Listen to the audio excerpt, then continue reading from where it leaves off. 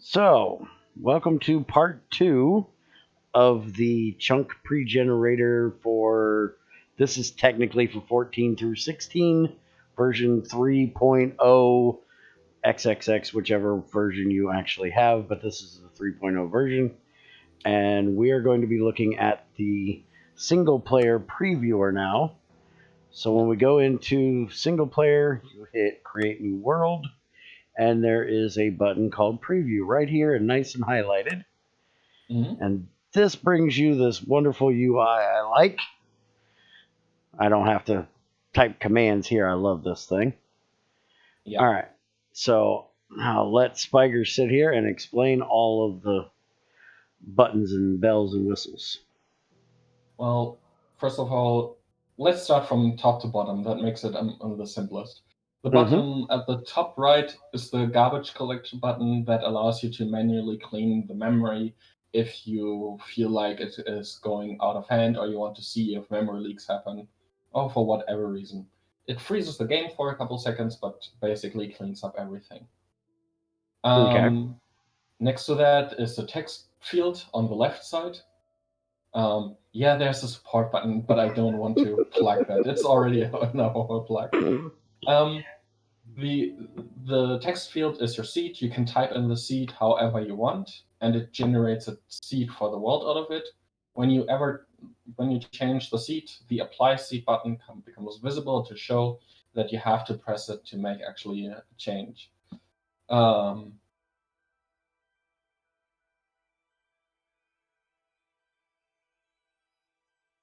Okay. You need to hit apply seed to apply it. Then the server would restart because there's a server running in the background.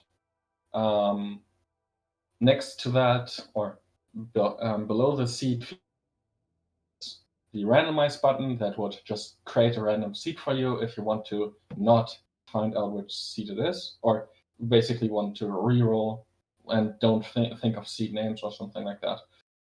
It does not apply the seed automatically because you can reroll how often you want, and then when you hit, it restarts the server.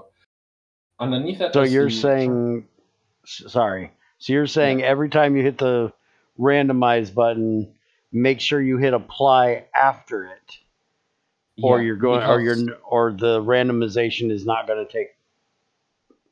Yeah, basically the Okay. seed only gets applied to the server whenever how's it called? Whenever you hit apply seed. Otherwise, the last loaded seed only counts. Okay. Beneath the seed management is the radius, which basically is also scrollable. And yes, the bug from your last video was also fixed. It got even reported. You can basically decide how big your preview should be, how many chunks in radius. This only supports up to 1,000 chunks, because if you go any bigger, first of all, it takes ages to generate 1,000 chunk radius. But also, like, if you want want to have it any bigger, at that point, memory usage on your GPU and RAM goes so high that you cannot handle it with your RAM. We talk about like the largest possible, like 1,000 chunks or something like that. This is going to take a lot of RAM on your GPU, like the tooltip would show on the slider. Like you see how many megabytes it's going to eat. Like it's 4 gigabytes of GPU RAM just to Wow. generate. Yeah, this is why it's limited. Even so, the pre-generator is capable of generating 25,000 chunks in a radius, which I mathed out takes a year, a real life year to pre-generate. Wow. Mm-hmm. Now we go back to 100 because we don't need more than 100. Like there's more than enough. Below that is the apply size button, which also only is clickable if the size is actually changed. That's why it's now disabled, because it's the size before. Next to that is the shape. Like, hey, I want to have a cycle shaped map. Why not? That's also a thing. The the dimension button is which dimension you're currently viewing. It only creates the dimension in the preview itself when you start the button, which, by the way, you can press start already if you want to. Okay, now with the dimension, it will have modded dimensions in there as well if you have other mods that add other dimensions, correct? Yes, that's why the tooltip is there that says Minecraft, because it also tells you from which mod the dimension is, because Okay. that might actually be sometimes useful. And now he hits. Just because Speiger has had so many questions about this, and because I was one of the idiots that asked this question, if you load your game and you don't have this preview button or this preview, load Forge. You do have to have Forge for Chunk Pregenerator to run. I should have said that at the beginning, and I forgot. Yeah, that's fine. As you can see, it right now generates the world, and you can actually zoom in. The map is each pixel is one block in this view. So if you go closer, you can actually go up to like a block level of the view and see each detail. Like Oh, each wow. pixel you see is a block. Like this is a high map detail. Now let's go to click on the dimension button and start another dimension, I would say, just to like get your CPU rolling. As an example. It So didn't start. did you hit the start button? Mm-hmm. It didn't start that? Huh. Mm-hmm. Huh. That's new to me. Like, it should be able to do that. Is that part of the multi-threading thing you have to enable in the config? That is enabled, otherwise the start button wouldn't be active. Like, it shows okay. you if you run out of tasks. If you try the end, for example, like, is the button clickable? Yeah, No, interesting. I can hear it click, but it's not doing anything. Oh, I know why. Okay. Yeah, it seems like you have, how should I say it? It tries to start a task, but it cannot start a task. Even so, the simple logic that I have implemented does not show it. Like, you have enough cores, but for whatever reason, the deeper checks in the Pregenerator just do not allow it. Okay. The buttons below that, by the way, below the start button is the map view. Right now we are in the blocks view. This is a biome-based view. And the next one is the foliage-based biome view. I do both because, like in this example, like the bottom left, for example, is right now see-through, even because the color is the same. So that's why all these foliages or biome views exist. Next Okay. button would be the slime chunks. Which has amazed me by how many slime chunks there is. I didn't realize there were that many and so close together sometimes. I actually found a 3x3 grid once. Where you had Wow. 9 chunks. But this is like really lucky. Like the slime seed is like, yeah. But this helps actually finding slime seeds. The I button below actually the I actually yeah. swore in GT6 or in GT5 that Greg based his ore generation around where slime chunks were because it seemed like in every 3x3 chunk that was low enough that I mined out veins that it ended up being a slime chunk until I seen this and I was like, well, no, he didn't base his stuff off of it. There's just so damn many of them, you can't miss one when you're doing a 3x3 chunk. Yeah, but that's actually intentional by Minecraft. Because how likely would you find a swamp? Like it's harder to find a swamp than like a slime chunk. Like if you go mining, you eventually will find one, and caves do not support slime chunks this easily because you need to be at a certain height, and caves usually don't go that quickly or that deep that quickly. Like finding Yeah. a cave that actually collides with a slime chunk, not as likely. So that's why that many exist. Okay.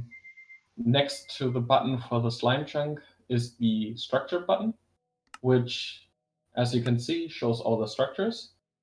And you can actually hover over them and they'll tell you what they are too. Yeah. And which is really nice. And if you click Shift for a second, What is that? Mineshafts.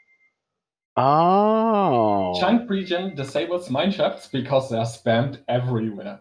This is actually the reason why 1.7.10 to 1.12, 1.14 has those fixed, has a memory leak when you create your world too big, because it spams mineshafts without end, and structures actually cause memory leaks because they are saved twice in the world and do not get unloaded once they're loaded. And this is the reason why. So they get spammed everywhere, and that's why chunk regen disables them by default. Because, yeah, I don't personally want that to see that. I want to see the important structures, not these the underground that is everywhere. Yeah, that's I thought there was a lot of mine shafts, but holy crap, I didn't realize there were that many. And this is only the starting area structure. The mine shafts actually get worse the further you go out. Like it gets worse. Like after 1,000 blocks, they overlap multiple times. Now, speaking of going out, if we went out far enough with this, we would eventually have a one of these for an end portal area, right? Yep, they show also up.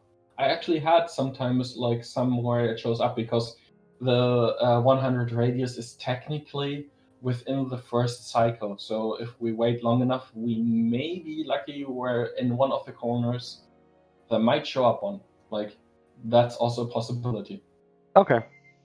The next button, by the way, is the progress view button. Now, since chunk regen has two threads running at the same time, with terrain-based, the terrain thread and the finalization or lighting thread, it does not do everything at the same time. Like lighting is always behind the terrain because terrain is always faster in that regard, except your modpack has so much regen that it cannot keep up. That is also a possibility. But sometimes you want to know how much is actually being lit, because a progress bar, yeah, that's nice, but how is it actually based on the map? And you can actually see live how the chunks get lit and processed. And the order is somewhat randomized how it's processing these. Yeah, I was going to ask why it was making such a. This looks like a Space Invaders character I was laying on its side. Yeah. I think there was actually a ship from Space Invaders until this one got done. I think there was one that looked just exactly like that, except it's laying on its side instead of straight up. Looked like a rocket. I have no control over how Minecraft processes its chunk lighting, because I actually give it in the correct order, but Minecraft sometimes chooses not to do it in the right order, and I can just give so much in. Like the light queue is always full of chunks that it can process, and how it does it. Yeah, this one has priority, this one doesn't.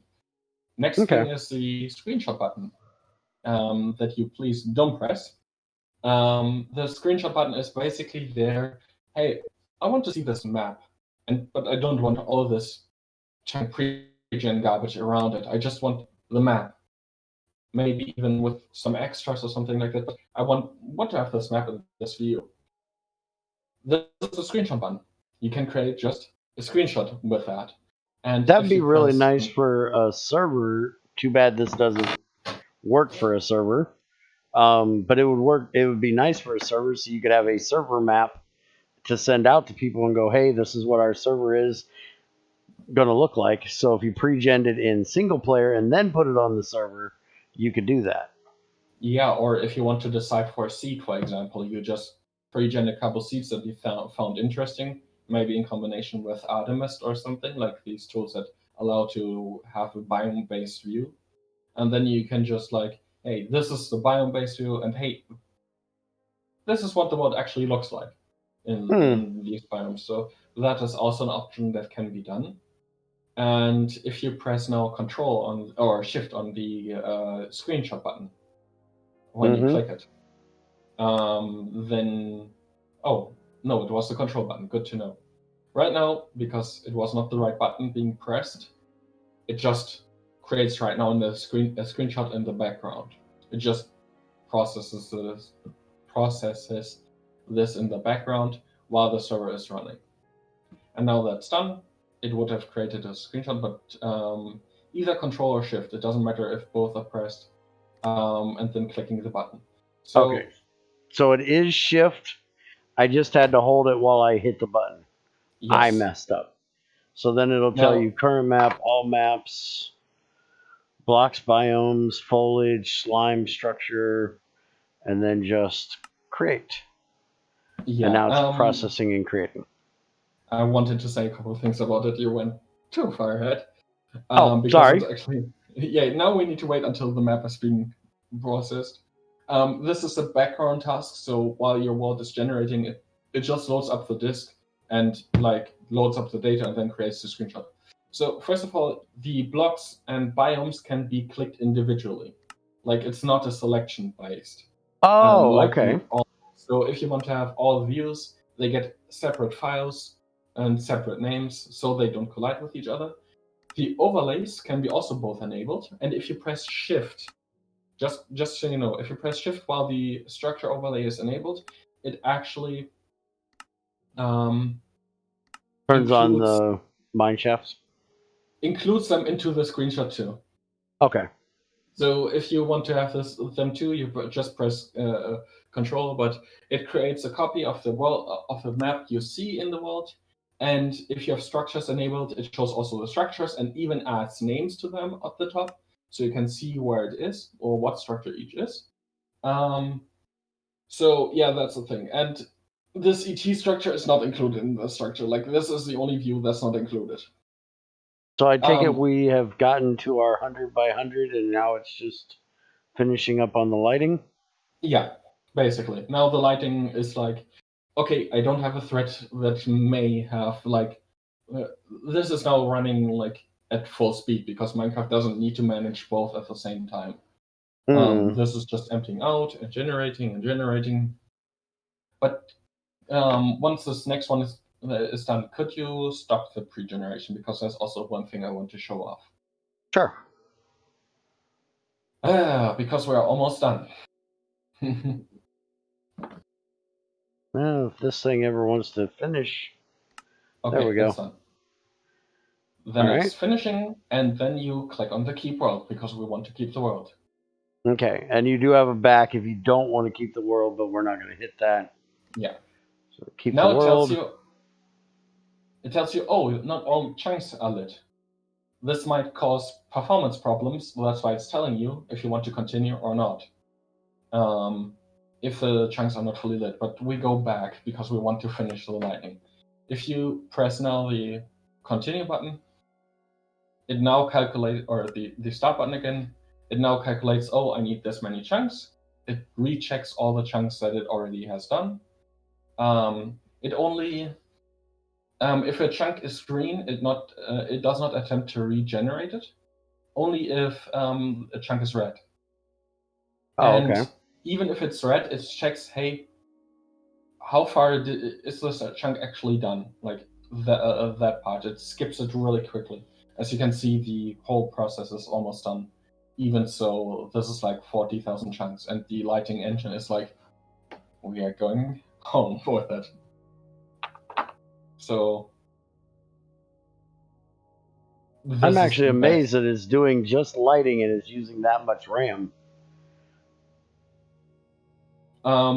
Yeah, just lightning is actually fairly light on RAM usage. The most usage that we just had was actually the terrain, because it tries to load all these chunks and stuff like that. And there's never more than like 15 or 20,000 chunks loaded at the same time. So it tries always to manage how many chunks are actually actively loaded. Okay. So then but as you can see, go ahead. I was gonna say, so this is pretty much it, right? Yeah, that's pretty much it. So as you can see, all these chunks are like always in the same square shape except for the outer ones, that's region files. Like each of these like big squares that are being changed from red to green are just one file that exists in your save file. That's also a thing that And if we didn't want additionally. this border around here, we would have to do, instead of 100, we would have to do, what, 96? Because Yeah, 96 is a multiple of 16 32. or 32. Sorry. Yeah, it's So 32 base. Um, okay. so yeah, but since Minecraft actually generates a far bit out of the range than it looks like the actual size of the map, think of like a 20 radius around this. This is the Hmm. actual, like, it generates 20 chunks around it, not fully, but to certain steps. Um, Structures and stuff like that to generate further out. That's why, for example, structures appear outside of the map, even though these chunks were never generated. Yes, they were generated just in a lower step, and chunk pregen only checks to a certain amount of steps.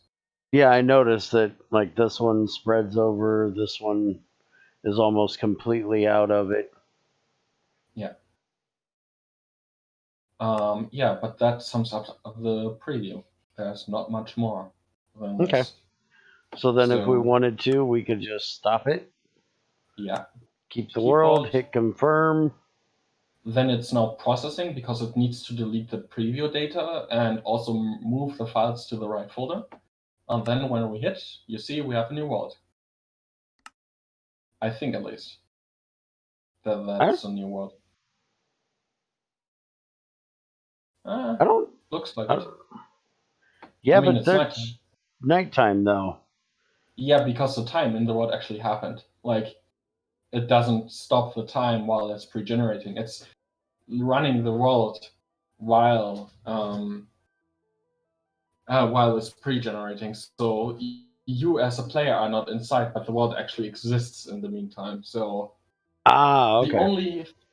only thing that you can actually see after that, you could run a command that's daytime, or you could math it out, or you just accept what time it is at that moment, because yeah, that's what the preview does. It runs the world, so you as a player don't have to worry about that part. Okay. Ah, So that was second part, and we've now managed to keep you here for probably almost an hour between part 2 and part 1. So hopefully we answered any questions you guys might have already had. Um, if you have any questions, they will be answered quickest and easiest by reporting them to the Cursed Forge page. You can leave me comments, but I don't know as much about it as Speiger does. I will have to go and ask him.